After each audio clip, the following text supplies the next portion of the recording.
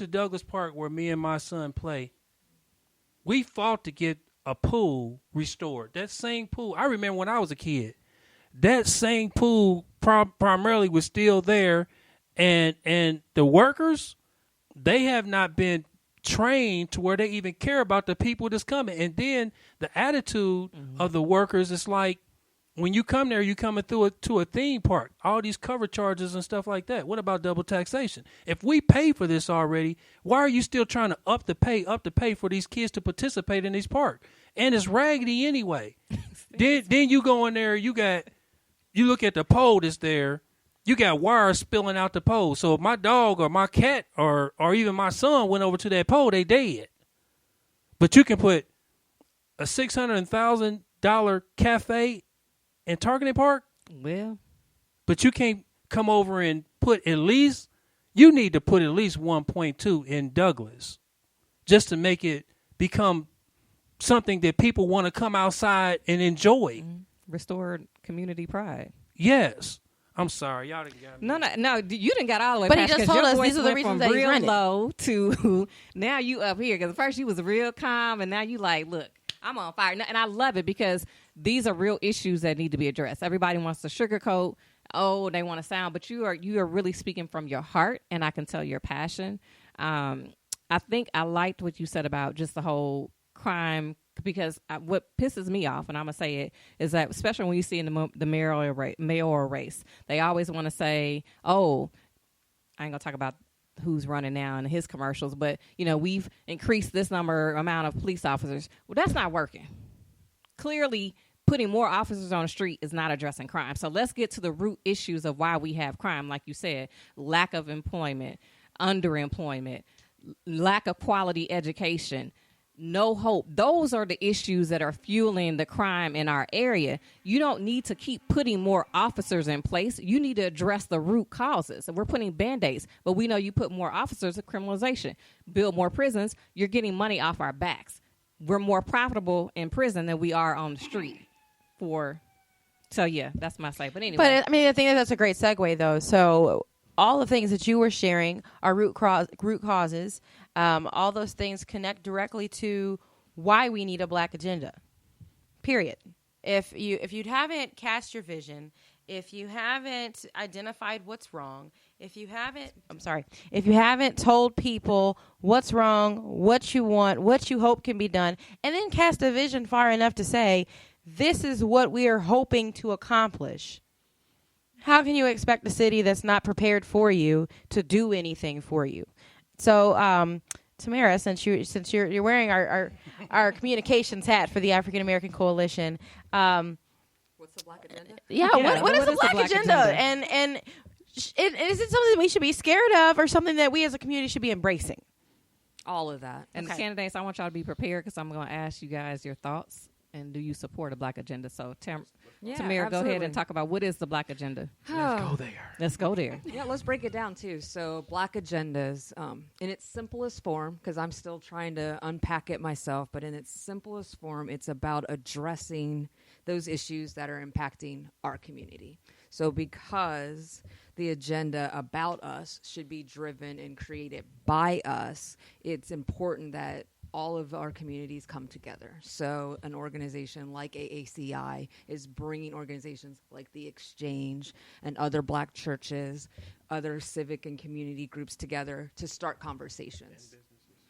And businesses. Yeah, so let's talk about the range. So it includes policy, it includes education, it includes investment, it includes grassroots, it includes fundraising, and building up young professional leaders. So it has that full gamut of how do we want to drive the conversation. And the Black agenda right now includes the concerns and recommendations that we are creating. And right now you can go to the recorder. It's written, and we have 5 concerns that we have. They do not encompass everything, but right now they include community violence and police reform, affordable housing, education, Black business development, and food insecurities, which in some form or fashion touched all the things that you guys just said. And these are the starting pieces of the Black agenda, and a key piece that we need to continue that conversation. And so last night was one of the first major community input sessions. We had the opportunity to bring an open door policy to the entire community, and it wasn't just us. There were some of our allied cousins and friends that decided to pop in as well. How many? Can you tell us how many topics that kind of bubbled to the top last night? At least a dozen, and then they had subtopics. So if you think about health, then it turned into a 5-minute conversation of what is health. Is it mental health? Is it health care? Is it the system? Is it the medicine? Is it the prescription? So I believe we saw no less than a dozen. Okay. And so I think the question that most people kind of want to know, including our candidates that we have at the table, what can they do personally to advance the Black agenda? What do we The have? candidates, Yeah, or- like what can general residents, citizens, candidates, what can people do? Yeah, listen. So be part of the conversation. I say young professionals always do this. We show up, but we're not present. So when you go to events, show up and listen, take notes, and be present means that you're listening, but also giving your voice also. If you can't physically go to events, we also have this thing called social media. So if you go to the AACI, African American Coalition of Indianapolis. Thank you, Adrian. If you go to the AACI Facebook page right now, there's a request for your stories, solutions, and questions. It's that simple. What is your story? Why is it important? What are your solutions? So every concern can't just be about here's the problem. What's the solution, as you were saying? And then what are your questions? So a social response is another quick way. Go to events, go to social, and then here it is. You have candidates running. So although this cannot be on the shoulders of politicians alone, you should know who's running in your district. You should know who's running in your city, who's running in your state. Look them up if you don't know them and have a conversation. Every single politician, elected official, or candidate has their number, their website, has their cards. You can call them and have a conversation. So why, I'm going to twofold question, and I want you guys to weigh in on this as well.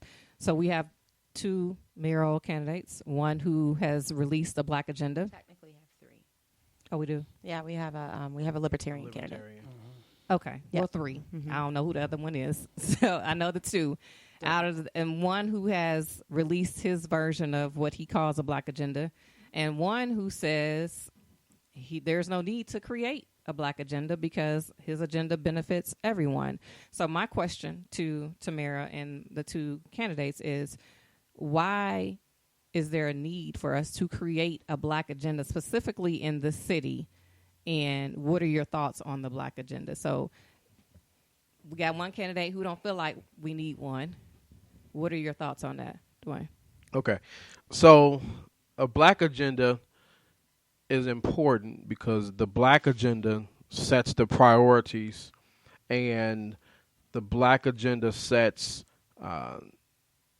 in some regard, the metrics for success in our community. So what we're saying by creating this Black agenda is, in order for the Black community to grow and advance in the city of Indianapolis, we need to be focused on these 5 key areas. And I think it's important to note that this agenda is not a Democratic agenda. Right. It's not a Republican agenda. It's a Black agenda. And it's a Black Republican agenda. It's a Black Democrat agenda. It's a Black Libertarian agenda. It's a Black gay agenda.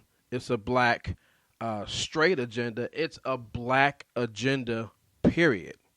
And we have to make sure that we are telling our elected officials, our business owners, our philanthropic organizations, our nonprofit organizations, our neighborhood groups, our community. We're telling everybody in the city of Indianapolis, if you want to do business, if you want to make sure that the community is advanced, you have to be focused on these 5 areas. And in return, you, the community, and I have to switch my hats now from a community member to a potential elected official, but the community has to hold us accountable. you have to check us. It's your job to check us to say, okay, you said A, B, and C, and it's not happening. So that means you can't just, we the community can't just show up to meetings like we had last night or the debate like we're going to have Monday night. But we have to show up then. We have to show up 6 months from now. We have to show up in a year and continue to show up and continue to call elected officials, everybody who has a dog in this Black Agenda fight. Check us all. Check the Urban League. Make sure that we're actually holding everyone accountable and not to our personal things, but that everyone's thing is still included. Great way to put that up. I was going to say the why, like why it's a priority, not just important. Right. Go back to the numbers. So like in any business or any problem that you're trying to solve, look at the stats. And right now, by population, Black Indianapolis would be the third largest city in the state. So if you look at Black homicides, up. If you look at Black unemployment, up. If you look at Black home ownership, down. If you look at our scores, 3rd grade, 8th grade, 10th grade, testing scores, down. Our stats for the Black community are deplorable, and they continue to go down. So why it's a priority, look at those stats, and we have a problem. And regardless if you have a top 1, top 3, top 12, something is touching, and there's a domino effect when you don't talk about the homicides and violence, the lack of education, and good things that we have going on in our community. So isolating those priorities for the Black community is good for the entire city. I was itching to say that. Thank you, Tamara. No, that's good. The Black Agenda is an Indianapolis agenda. Given the population that we have, this is a unique situation that we're in to be the third, to equate to the third largest city in the state of Indiana. So that we need to make sure that our collective voice is heard, and because it does have power. I'm going to jump in real quick. Douglas John McNaughton is the Libertarian candidate. Okay, Douglas who? Douglas John McNaughton. McNaughton. Okay. Shout out. Hey, Douglas. Just want to make sure we got that included. Okay, I mean, yeah. it's important for people to know there are 3 choices. Okay. Now, Antonio, your thoughts. I want to dial it back. Thank you, Adrian. To what you said initially, because I think that we don't need to skip that step. And I said a lot. What I say? I'm just soaking it in. What you said was you were concerned about the mayor, right? Yes. And you said you don't believe that we need more police, right? Right.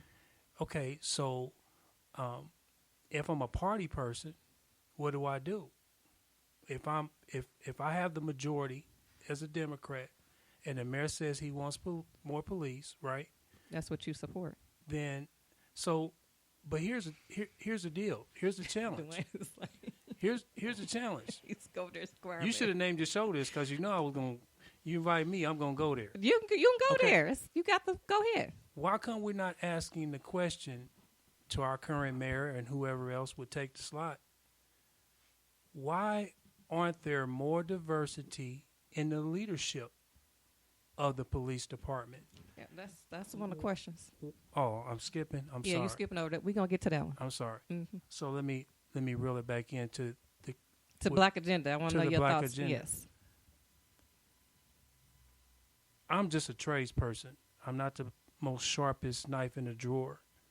But one thing I do know. You seem pretty sharp to me. One thing I do know as a tradesperson, this is what we do.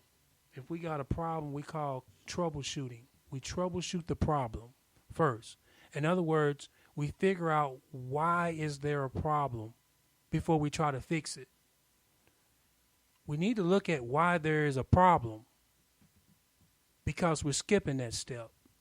Troubleshoot the problem, not to stay there, but if I want to permanently fix a problem, I got to figure out how was it broken and what made it break in the first place. Mm-hmm. Now we reveal that part first. Once I understand why it's broken, now I understand what I need to get in order to fix it.